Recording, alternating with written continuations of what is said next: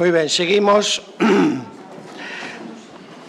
Decíamos ao comezar que a raíz do Concilio Vaticano II aparecen na Igrexa unha serie de movementos que tratan de poñer en práctica a doutrina que o Concilio promulgou. Son movementos, por un lado, cun claro compromiso relixioso, pero co concepto dunha relixión encarnada na realidade social, económica e cultural da comunidade concreta. Algún destes movementos, como dixen antes, tiveron un gran desenvolvemento, como, por exemplo, decía os coloquios europeos de parroquias, e outros tiveron un desenvolvemento máis local. Para falarnos disto, temos a Lois Ferradas Blanco, que o fará baixo o título de Coloquios e Romases. Lois é mestre e doutor en Pedagogía. Presume, con razón, do seu papel en iniciativas como Preescolar na Casa ou as Galescolas, a rede de escolas infantís. Foi profesionalmente tamén profesor de didáctica e organización escolar e decano da Facultade de Ciencias de Educación da Universidade de Santiago. Afincado dende moi novo no barrio do Castiñeiriño, dende os tempos de Antón Gómez Vilasó, ali colaborou activamente como catequista, como voluntario de Cáritas, ali íamos ás colonias de Arnela, e tamén participou nos coloquios de parroquias, polo menos di el que a partir do de Lugo de 1971. É socio fundador de Irimia, formou parte da súa xunta directiva e colabora na revista e tamén colabora na organización das romaxes de crentes galegos. Polo tanto, moi atinado que Lois nos fale de coloquios e romaxes. Moi ben, grazas, Silvestre. Boas tardes a todos, señora presidenta, señor arcebispo, mestres, amigos e amigas. Empezo por agradecer o convite.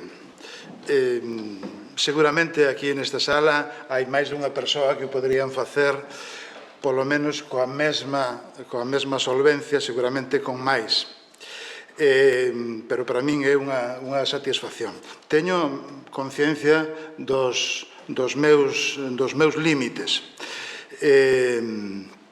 Como vou empezar por iso, nestas consideracións previas. Intento seguir un guión de 4 puntos, así ordenadamente, como facía nas miñas clases de didáctica. E empezaremos logo con estas consideracións de conciencia dos límites.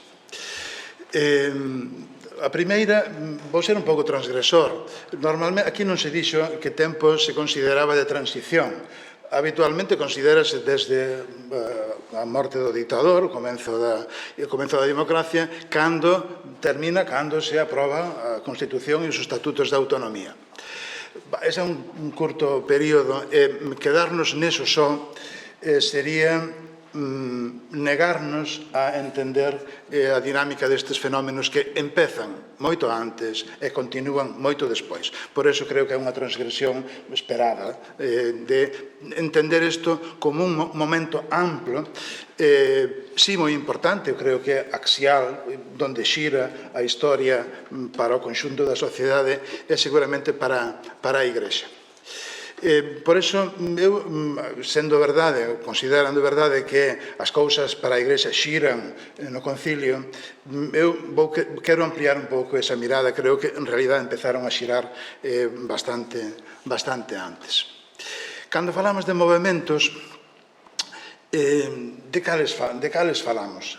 Hai moitos, e é unha realidade por veces, como algúns dos que estades aquí, que vos coñezo ben, que nos cabrea especialmente as limitacións, a veces considerámolas incluso como traicións da Igrexa a algunhas cousas, como por exemplo da lingua, pero por outra parte encontramos logo unha riqueza enorme que nos obriga a ser humildes e decir eles fixeron o seu traballo, como despois indicarei un pouco máis adiante.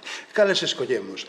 Insisto, hai moitos, eu non coñezo moitos deles, ou coñezo de referencias, vou falar daqueles dous, como indicou Silvestre, cos que eu estou máis vinculado. Claro que isto ten a súa ventaxa, en canto que os coñezo, creo que os coñezo bastante ben desde dentro, pero ten o seu inconveniente, que é a falta de distancia, e ser un pouco parte do que queres decir. Realmente é difícil manter unha obxectividade aí, pero sabendo que un é subxectivo porque se trata de algo noso, trátase tamén seguramente de cousas que para moitos de vós son importantes e son queridas. Restu Agitur tamén neste caso. O proceso, isto do que imos falar, é complexo, non é unha disculpa. Todas as realidades sociais son complexas e teñen moitas conexións. Tamén este non podía ser de outra maneira. E aínda non está acabado, estáse producindo. Por tanto, obxectivar iso é máis difícil que falar dun período cerrado, ben documentado e demais. Cando falamos da lingua, desto podíamoslo decir en 5 minutos, o que pasa coa lingua nestes movimentos dos que eu vou falar.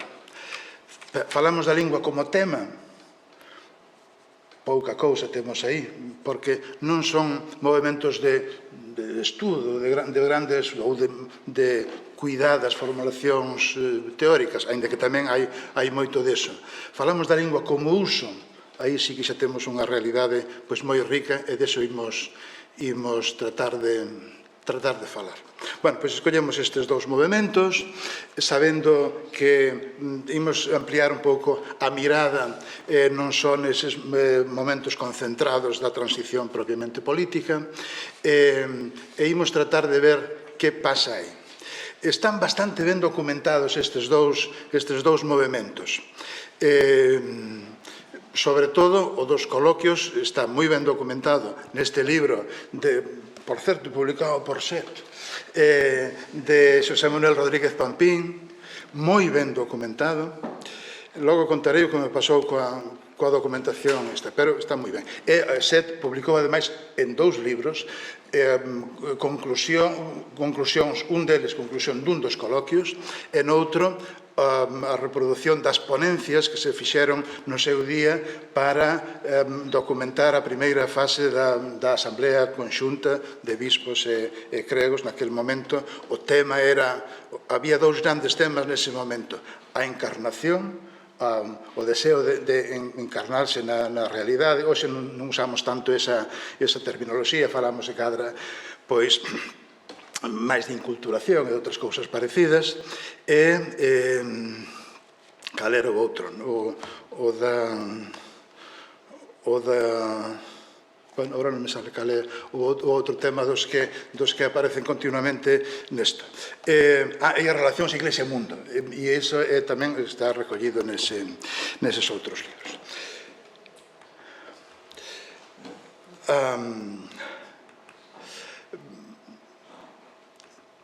Quixen facer unha liña da historia deste tempo.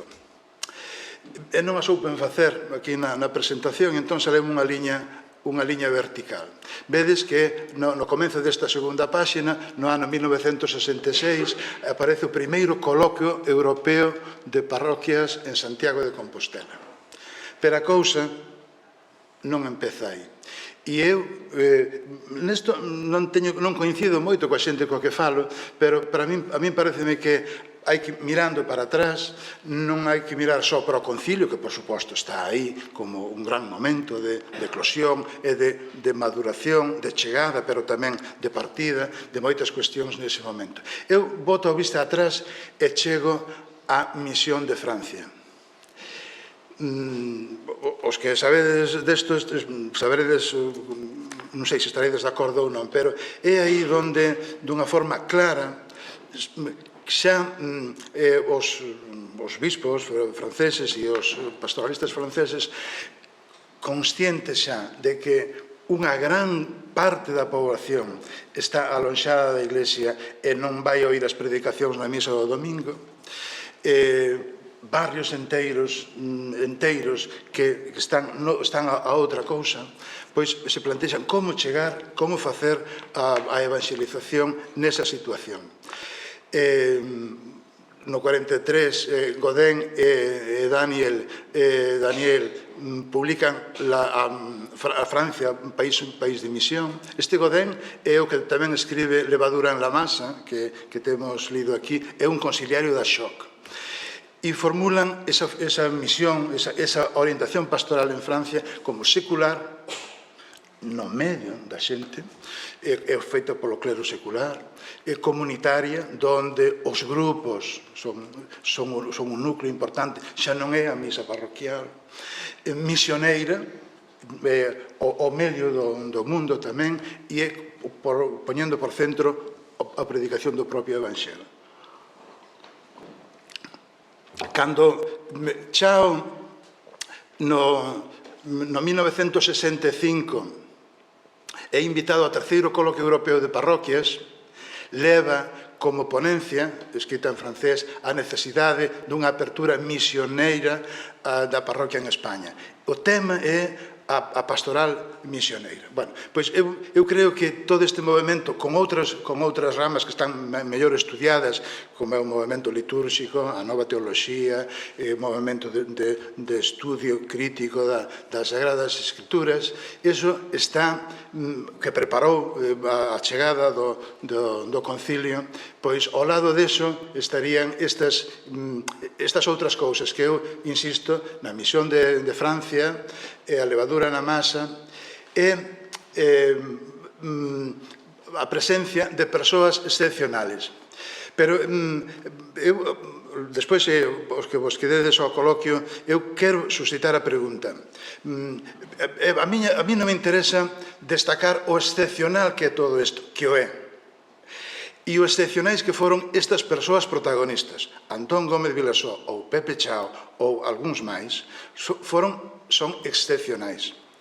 Pero, que arreglamos recoñecéndolle esta excepcionalidade? Non arreglamos nada. Bueno, damoslle culto, pero realmente a pregunta é, ao meu modo de ver, por que e como se produce isto?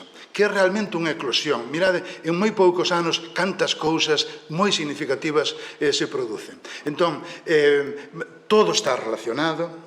Incluso, isto que decimos, podemos decir que estes movimentos foron un pouco, a veces por libre, a veces enfrentados, críticos, con decisións da xerarquía, pero sorprenderíavos o afecto con que Vilasó trataba o cardenal e como o cardenal, o afecto que trataba o cardenal a Vilasó. Ou mesmo podemos decir de don Jacinto Argalla con Pepe Chao e outras cousas que nos falan realmente desta. Non hai cortes, hai, como di esta canción que cantamos ás veces, de todo está interconectado, todo está interligado, esta canción que celebra a Laudato Si. Bueno, entón, a miña primeira observación é todo está relacionado, todo está interligado e comeza moito antes. Pero estas son as liñas mestras do que pasa despois nos coloquios e pasa despois tamén nas romaxes e demais. Bueno, vedes a lista que non me vou parar a ler porque xa tedes aí revistas que se crean. En España tamén, País de Misión de Alfonso Carlos Comín, revista Iglesia Viva.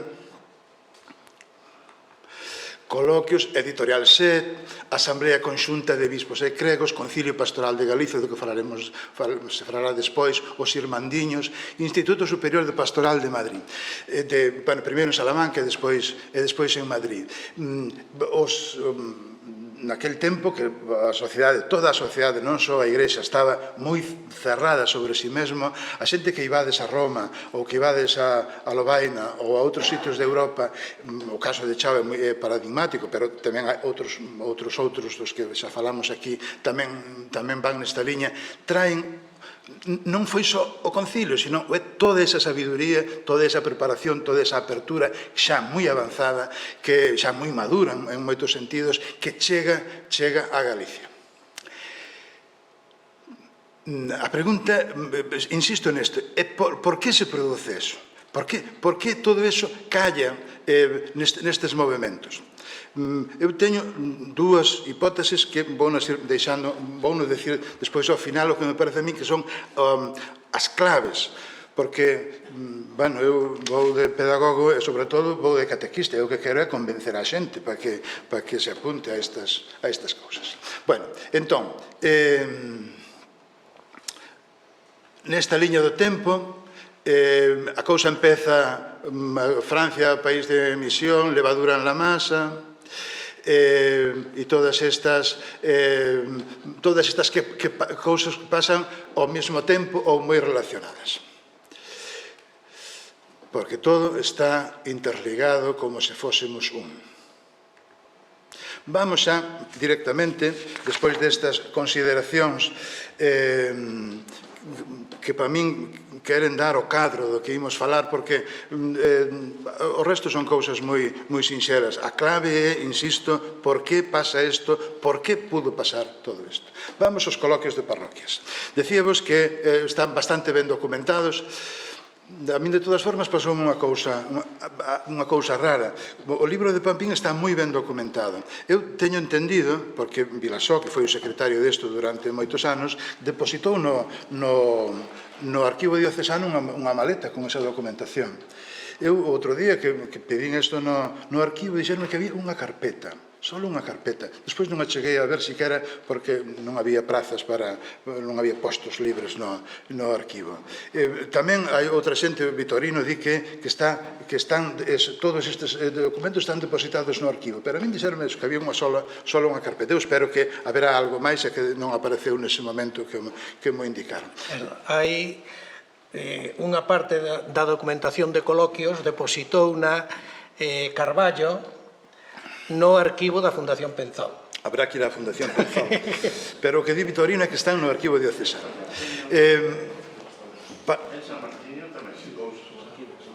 En San Martiño, na biblioteca? Na biblioteca do Instituto Teolóxico, que era do seminario. Sí. Bueno, é unha sorte que estea aí, que estea ben documentado. Eu non son un bo investigador histórico. O sea que seguramente está, eu simplemente non cheguei a iso, tampouco lle dediquei demasiado tempo. Pero a outra fonte de estudio, aparte dos outros dous libros da editorial SET, é a revista Encrucillada, que vai falar despois Andrés. E se colledes o número 100, tedes aquí unha radiografía da Iglesia do posconcilio da que non se pode sentir orgulloso. Cando se fai, por exemplo, a relación de grupos dos movimentos especializados de acción católica, de grupos e de conciliarios, que enchen páxinas e páxinas, isto é algo glorioso, é que sin esa participación de toda esta xente, a sociedade iba a ser máis pobre, menos democrática, menos participativa e demais. Por tanto, está bastante ben documentado, aínda que haxa que seguir facendo esta historia. Eu son moi bo amigo do profesor de Historia da Igrexa e do de Eclesioloxía, pero cando lle digo animade traballos dos estudiantes, porque hai unha realidade moi rica que convén coñecer, pois aínda non atoparon.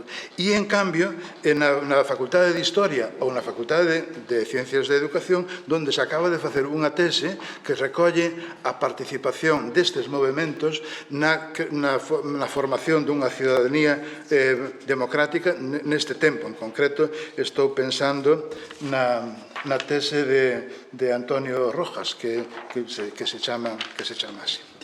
Ben documentada, pero que hai que seguir traballando, porque ao mesmo tempo tamén a difundimos.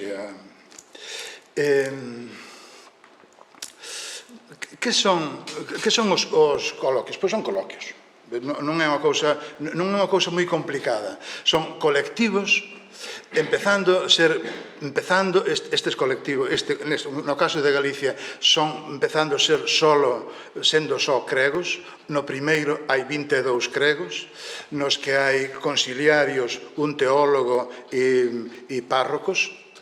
O primeiro e o segundo son ainda un pouco, con relativamente pouca xente, pero é unha xente xa unha vanguarda, que se reúnen. Primeiro son un movimento, un auténtico movimento no sentido de compromisos de adhesión. Incluso algunha xente se retira porque non é capaz de manter eses compromisos. Por exemplo, o da gratuidade dos servizos religiosos, de suprimir os aranceles. No boletín parroquial da parroquia do Castiñeiriño, nun determinado momento aparece que, co coñecemento do señor cardeal, se suprimen os aranceis. Os funerais van ser para todos iguais. Non os vai haber de primeira, nin de segunda, nin máis ricos, nin máis pobres, nin se van pagar. Se alguén quere deixar, contribuir aos gastos da parroquia, pois pode o facer, pero non se vai. Bueno, isto, por exemplo, o uso do galego, que se vai un pouco máis lento despois. E é unha pastoral, eu recollo aquí aquelas 4 notas que decía da misión francesa, porque creo que definen ben tamén o espírito deste movimento: secular, comunitario, evangélico e misioneiro. Colectivos, primeiro, logo imos vendo as fases desto, pero primeiro cregos, despois empezan algúns seglares e a partir de un determinado momento son maioría os seglares. Tamén hai un enfoque que vai cambiando ao largo da súa historia. José Ramón Barreiro Fernández, que é un dos nosos grandes historiadores contemporáneos, chega a decir que seguramente o movimento máis importante que se produce na Igrexa galega durante o século XX. Chao di que para él significou, él vio como a primeira oportunidade histórica de xuntárense en Galicia cristiáns de todas as dioceses e aproveitárense do ar fresco do concilio. O propio Marco, como nos decía McLuhan, o medio tamén nos trata unha mensaxe, o propio marco de que sexan galegos, non só dunha cidade ou dunha diocese, senón do conxunto, iso mesmo xa axuda a concebilos dunha forma nova estas cousas. Pero ao mesmo tempo, vedes, digo galegos a moita honra, son coloquios galegos, é como se coñeceron na maior parte do tempo, de parroquias, despois de cristiáns, porque aí tamén hai un cambio de acento, pero Chao, sobre todo ao principio, mentre ele estivo, tamén era partidario de chamarlles europeos, e digo, por honradez, son fillos dos coloquios europeos, que, por certo, síguense celebrando, non sei con que amplitude, pero buscando en internet, vin que un se celebrou non hai moito en Portugal, e outros, e síguense chamando así, coloquios europeos de parroquias. Bueno, pois, pouquiños anos antes, estábamos dicindo que o primeiro galego é do 66, pois 3 anos antes, no 63, nace esta corrente ou este movimento con implicación mesmo persoal. Non é só unha plataforma onde se falan de cousas, senón é un movimento que nos implica. Pois di que no verán do 63, na casa reitoral do Abad Buty, párroco de Sacré-Cœur de Lausanne, nace este coloquio, un conxunto de cregos que botan a andar un movimento europeo, un movimento de cregos orientados á misión, máis alá da institución parroquial, que ten uns límites moi claros. E este movimento europeo é o que inspira e afilla o movimento galego. Síguese producindo hasta o ano 87. síguense producindo estes encontros, pero van cambiando de perspectiva. O que eu digo agora é unha forma moi resumida, os que queirades profundizar nesto, tedes que vir á encrucillada, non só ao que se escribe neste número, sino en moitos números onde se vai facendo crónica destes feitos. Pero podíamos resumir todo eso, agora non temos tempo para moito máis, en distintas fases. Hai unha primeira época claramente clerical, claramente enfocada como movimento de cregos. Mirade no terceiro, que é o primeiro, así un pouco masivo, hai máis de 100 cregos das 5 dioceses. No seguinte, no cuarto, prodúcese, e quizás o que máis nos interesa desde o punto de vista da lingua, prodúcese un debate sobre o galego. Chao, que sabemos quen é, e sabemos o importante que foi o seu libro Eu Renazo Galego para axudar a repensar todo isto. Algúns din que Ramón Piñeiro, á altura de Sempre en Galiza, que desde Sempre en Galiza non se producira un libro parecido para iniciarnos nas cousas importantes de Galicia. Pois ese Chao di que, mentres foi párroco de Santa Mariña, nunca celebrou a liturxia en galego. E isto tamén é outra cousa bonita deste proceso. É algo que vai evolucionando, buscando a fidelidade, e a partir de aí é cando se van tomando decisións que afectan a vida das persoas. Bueno, pois aquí, instados polo párroco de Aguiño, polo gran Francisco Lorenzo Mariño, desde logo, a lingua dos coloquios e xa vai ser como a única lingua oficial dos coloquios o galego, e o compromiso de galeguizar tamén o resto da vida. E no quinto prodúcese unha gran disxuntiva. E a disxuntiva Chao Vilasó. Bueno, isto é un... Non sei se temos tempo para falar desto, pero algúns din... Vitorino en concreto, pois di que se enfocou dúas visións, unha pois máis secular e outra pois máis centrada nos temas religiosos. Chao di que non foi así, que desde logo non era eso, senón o seu enfoque era parroquial, non sen seglares, senón parroquial cos seus párrocos. E Vilasó, que tiña moitas relacións tamén na universidade, nos movimentos especializados de acción católica, pois, bueno, Xec e demais, bueno, parece que non o vían como tan importante isto. A disxuntiva non era secular, eclesiástico. Chao di que xa estaba moi secularizado mentalmente daquela, senón parroquias, ou pouco, digamos que por libre. El di que estaba facendo unha aposta moi seria, visitando non só, senón con outros cregos que el cita, todas e cada unha das parroquias da súa diocese para crear movimento parroquial. Bueno, esta sería a primeira fase. Unha segunda fase xa con unha incorporación moi ampla de seglares, especialmente dos movimentos, no sexto 150 asistentes. Digamos que a liña sería as relacións Igrexa-Mundo, que era outra, xunto coa Encarnación, son as dúas grandes categorías que se presentan ao largo de todo este tempo. Bueno, aí vedes algúns dos temas, xa se empeza a estar moi presente todo o que ten que ver coa teoloxía da liberación, e unha terceira época moi ampla, xa máis reducida en canto ao número de persoas, salvo algunhas ocasións, donde xa predomina o enfoque claramente sociopolítico de liberación do pobo galego, como compromiso dos cristiáns, non a parte deso, pero donde o que predomina xa son este tipo de enfoques.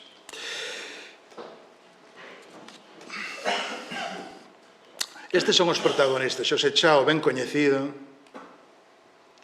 que foi presidente hasta o 69, porque despois daquela disxuntiva que era a súa opción, despois de unhas votacións así un pouco complicadas, el retírase porque a súa opción non foi a que ganou, fai logo colaboracións esporádicas. O gran Antón Gómez Vilasó, que foi o seu secretario e o organizador. Chao era xenial en canto a creador, como sabemos ben, a súa cabeciña non paraba, eu creo que non paraba nin siquiera de noite, un gran creador de linguaxe e demais, pero logo necesitaba ao lado sempre persoas como Vilasó ou en Mondoñedo como Ramón Díaz de Raña, que pois iban organizando con paciencia, con relacións, facendo posibles todas estas cousas. E Paco, Francisco Lorenzo Mariño, xenial tamén e tan querido por tantos de nós. Destes, de Chao e de Vilasó, 5 minutos. Vale. Bueno, di Paco de Aguiño, di Pepe, Chao e Vilasó supuxeron moito para min. Eu vía neles dous cregos superclase. Cando fixemos a primeira reunión dos europeos, agradecinlles e sigo agradecéndolles que se cruzaran na miña vida. Chao axudoume a ser diferente segundo a cerimonia litúrxica a celebrar. O mesmo podo decir de Vilasó. Non celebraban acartonados, isto é, poñendo a mesma cara tanto nunha boda como nun funeral. A seriedade é necesaria, pero un sorriso, un apretón de mans, un saúdo, como a xente non menoscaba a celebración. Bueno, este foi o que urxiu a galeguización a partir do terceiro ou cuarto congreso, con coloquio. Xa falamos das súas fases, falemos da lingua dos coloquios, que é realmente o que se me preguntaba. Os coloquios sempre falaron galego, pero hai un proceso tamén hai un camiño, e a partir do cuarto, cando se instaura como lingua única, hai un proceso crecente tamén de galeguización das prácticas, recordade o exemplo de Chao, e vaise producindo este compromiso coa galeguización nos distintos ámbitos de actuación. Vamos cos cruceiros, perdón, cos remaxes de crentes galegos. Os coloquios siguen o seu desenvolvemento, como vedes na última fase, pois cunha orientación máis de ocuparse das cuestións sociopolíticas, pero hai unha parte de persoas que están tamén un pouco neste mundo que buscan vincular todo isto máis coa propia reflexión teolóxica, coa celebración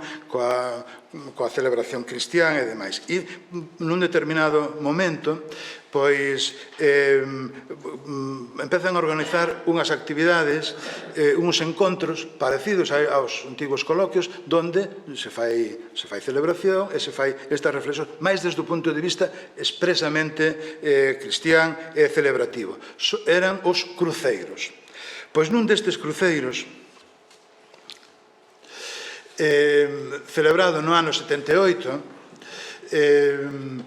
distintas persoas de distintas comunidades e grupos de Galicia involucrados vitalmente neste momento, estamos falando, neste é un caso claro de tempo da transición, creativos, un pouco heterodoxos, xúntanse nunhas xornadas que chaman cruceiros que intenta facer a evocación do cruceiro e tamén do cruceiro como viaxe de pasalo ben xuntos e demais. De fondo hai a búsqueda de crear conciencia de igrexa galega, non só dunha igrexa de fora instalada en Galicia, sino galega con maior profundidade, cunha orientación e vese na necesidade de crear un gran día de encontro e festa destas comunidades. Aquí están tamén o grupo que fai Boa Nova. Boa Nova era aquela carpeta en galego, de apoio á catequese e á predicación que dunha forma heroica facían, porque había que imprimir, difundir, elaborar e demais, un grupo, sobre todo de Ferrol. Bueno, pois esta xente neste cruceiro botan a andar estes encontros romaxes de crentes galegos. Búscase, como en todas as romerías, un lugar significativo. En Galicia hai moitos. A opción foi que fosen rotando. En Aguiño fixéronse 3. Nos outros sitios fixose un solo, pero a Aguiño volvemos outras 2 veces máis. Un lugar, e temos moitos destes lugares que invitan, que son auténticas, a veces, hierofanías, non? Que ten tal forza a natureza que como que nos abre os poros da alma, non? Mestura contra do que foran nalgún momento aquela separación pretendida entre o religioso e o civil. Búscase volver a xuntar o que antropolóxicamente está xunto, a festa religiosa e civil, os cantos, as danzas. Este é o medallón da primeira romaxe. E esta é a foto da segunda, camiñando en Aguiño para o espacio onde se iba a celebrar a celebración ali na beira do mar. Este é o medallón desta segunda, batidos polo mar. Esta é a terceira, a dos Peares, onde se xuntan o Búbal, o Sil e o Miño. Este é de Aguiño e aquí está Paco. Este é Paco, que está aquí falando con esta xente, son as fotos antiguas. Este é no Monte Faro. Bueno, foi aquelo espectáculo. Estás como casi tocando o ceo. Despois foi o PP facer ali tamén a súa romaxe. Pero foi un sitio, é un dos teitos das cimas de Galicia. Mirade, empezaron na primeira que se fai en Irimia, calculan 1.500 as cifras oficiales, eu creo que uns poucos menos, pero chegamos a 5.000. A veces contamos, teño fotos de 30 autobuses, por exemplo, na de Monterroso e noutras. Este é o medallón do Monte Faro, ergo os meus ollos cara aos montes. E é este ambiente de buscar un lugar de encontro, de festa,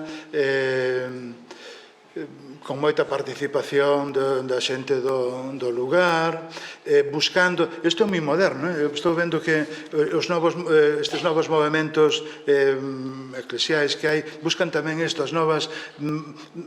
Teóricamente, novas linguaxes non son nada novas. É a linguaxe do corpo, é a linguaxe da poesía, é a linguaxe da canción, é a linguaxe da mirada e do encontro. Pois isto tamén se fai.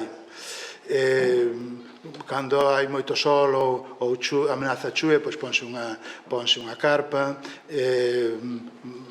Nese ambiente, pois cántase, bailase, celébrase a Eucaristía. Este da romaxe da Coruña no Parque de Santa Margarita, presidida polo querido Manuel Espiña.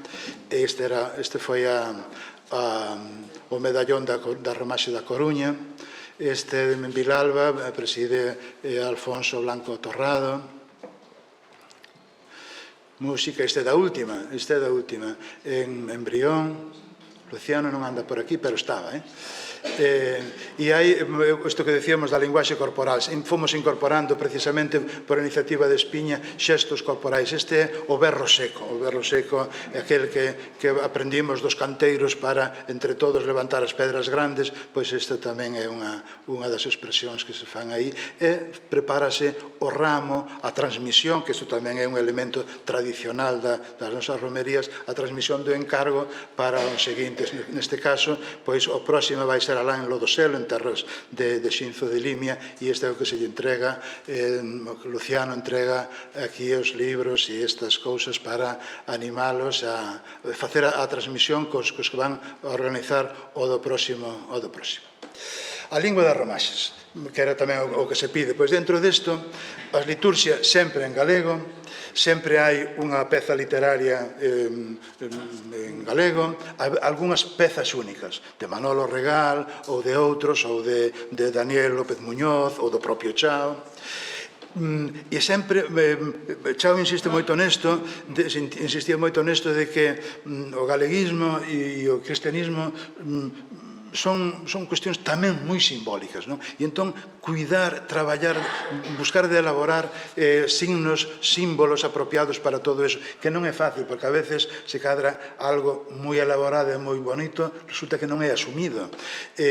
Pero sí cuidar isto, os lugares de auga, como os ríos e o mar, o lume, o vento, o monte, o camiño, as rochas, como temos feito, o carballo, como o carballo de Luxís, alá en Baltar, a áncora, como o ancoradoiro, a campá, como chamada. Os lemas, agora non temos tempo, pero se entrades estudiades os lemas, observades os lemas das romaxes, son todos eles moi evocadores e que como que nos axudan a ir máis alá. Os medallóns dos que xa vimos algúns exemplares, a poesía feita canción, o credo galego, non é para sustituir o outro, o Magnificat galego, o noso pai, feitos música galega, son realmente recursos para expresar e para transmitir esa fe.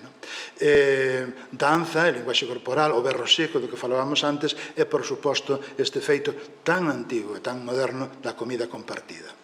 Manolo Regal, falando desto, entre outros, el di, é un tempo, cada romaxe é un tempo de encontro e comunicación, un tempo de liberdade e creatividade, un tempo de comunión coa terra, coa xente, con Deus, un tempo de soños, un tempo de festa e de alegría, ás veces ben construído, vivido e gozado, ás veces non.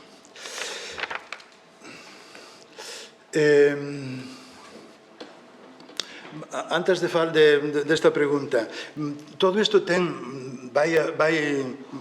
como todo está interconectado, e no medio desto hai xente que logo desenvolve outras cousas, por exemplo, que sei eu, Xesús Ferro Ruibal organizou unha das romaxes e sempre está no medio desto, que por certo era tamén moi amigo de Vilasó. É sempre un pouco parecido a Chao, tamén sempre está argallando. É unha das cousas que, como un dos fillos, eses pequenos movimentos que decías ti antes, que non vemos de forma exhaustiva, porque é imposible, foi o bienio irmandiño. O bienio irmandiño de 1999-2000. Bueno, pretendía, en parte fixo, moitos contactos e moitas actividades hacia fora, tratando de implicar e ganar xente para isto. Visitou a todos os obispos de Galicia e fixeron moitas outras cousas. Deles só me vou quedar coa campaña que fixeron de Galegos de por vida. Primeiro capítulo do bienio irmandiño, que pon o acento nun momento da nosa existencia, que é a morte. Pero esta campaña oriéntase a impulsar a conciencia do galego noutros momentos importantes da vida, o bautizo, a primeira comunión e o casamento. Fixeron actos tendentes a acoller os meniños na igrexa en galego, a catequizalos na lingua propia desta terra, a que as primeiras comunións se preparen e realicen en galego, a que os cursiños matrimoniais e o ritual do matrimonio sexan en galego. O galeguismo tense que ocupar de todas as facetas da vida humana e tamén da morte. E quero terminar, insisto, coa pregunta que é o que me importa, porque esta descripción que vos acabo de facer, se sodes un pouco espabilados, encontrádelo, está moi ben, isto está ben documentado. Pero, por que vale a pena falar deso? Eu insisto, non porque isto sea excepcional, sino seremos capaces de atopar as claves que explican que isto pasase, que moveron a miles. Se agora eu fixera a conta, quixera poñer os nomes de todas as persoas que participaron na organización dunha romaxe desde o ano 78 hasta este ano, non me chegaban os centos, porque foi moita a xente implicada nesto, ou a xente que se moveu, romaxes de hasta 5.000 persoas. Que é o que explica iso? Eu decíavos que manexando todo isto hai unha categoría que aparece continuamente, o da encarnación. Hoxe, polos cambios na cristoloxía, xa non se fala tanto nesto, pero, como di Andrés, no que quere decir isto é meterte no medio da xente e quererlle a xente. Vilasó estudiou filosofía en latín e a teoloxía en latín, completamente inútil para predicar. Entonces, como chega a facer isto? Ou como chega a facer Paco de Aguiño, que, bueno, licenciouse na Gregoriana, era un pouco máis de clase, tiña, non? Bueno, pois, eu creo que, sí, o de encarnación, o de quererlle a xente. Outro día facíamos unha entrevista